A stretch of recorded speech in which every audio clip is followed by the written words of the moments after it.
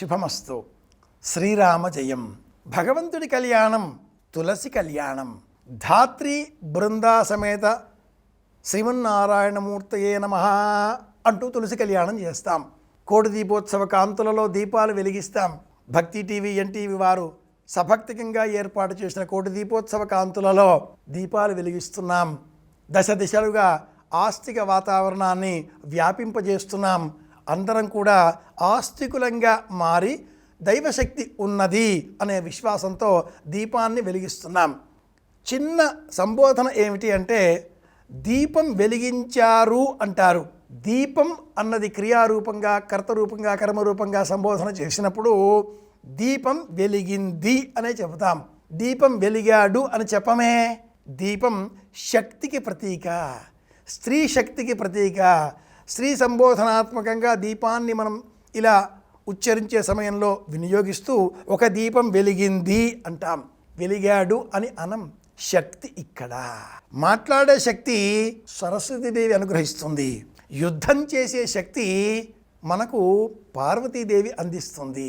ధనం శక్తి, డబ్బు శక్తి, సంపద లక్ష్మీదేవి అందిస్తుంది.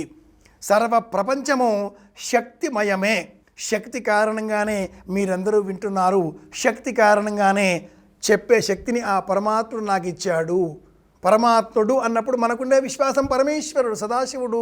కార్తీక మాసంలో శివకేశవులకు అభేదాన్ని ప్రతిపాదన చేస్తూ ఓం నమః శివాయ, ఓం నమో నారాయణాయ, ఓం నమో భగవతే వాసుదేవాయ, ఓం గంగణపతయే నమః, శ్రీమాత్రే నమః. ఎవరు మనకు ఇష్టదైవమో ఓం నమో వెంకటేశాయతో సహా ఏ దైవాన్ని మనం ఇష్టపడతామో ఆ దైవనామాన్ని స్మరిస్తూ దైవం ఎవరైనా చేసే అన్ని ఉపచారాలు దీపారాధనతో మాత్రమే ఉంటాయి. ఏ దేవతారాధన చేసినా, ఏ కార్యక్రమాన్ని ప్రారంభం చేసినా మొట్టమొదటగా దీపారాధనతో కార్యక్రమాన్ని జ్యోతి ప్రజ్వలనం అన్న పేరిట చేస్తూ ఉంటాం. అంతరార్థం ఏమిటి అంటే, ఒక దీపానికి చుట్టూరా ఉండేటటువంటి వందలాది వేలాది లక్షలాది కాంతి కిరణాలలో ఒక్కొక్క కిరణాన్ని ఒక్కో దైవనామంతో, ఒక్కో దైవ రూపంతో సంబోధన చేసిన సనాతన ధర్మం మనకు దైవం ఒక్కటే, అది దీపం అంటూ ప్రస్తావన చేస్తుంది. ఉద్దీప్యస్వజాత వేదో పఘ్నం నిరుడు తిమ్మమ. మాట్లాడే శక్తి కూడా దీపం కారణంగానే. నాలో కడుపులో ఉన్నటువంటి ఈ అగ్నిహోత్రం నాభి ద్వారా ఉద్దీపనం చెంది ఆ వాయువు వేడి ఎక్కిన అనంతరం గాలి వేడెక్కితే పైకి తేలుతుంది, పైకి చేరుతుంది. బరువైన గాలి కింద ఉంటే తేలిక అయిన గాలి పైకి చేరుతూ ఉంటుంది.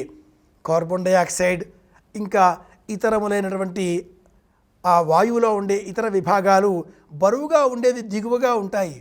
ఆక్సిజన్ పైన ఉంటుంది, నత్రజని ఇంకా పైన ఉంటుంది, హీలియం ఇంకా తేలికైన పాలి. మనస్సును తేలికపరచుకోవడం దీపారాధన ద్వారా మాత్రమే సాధ్యం.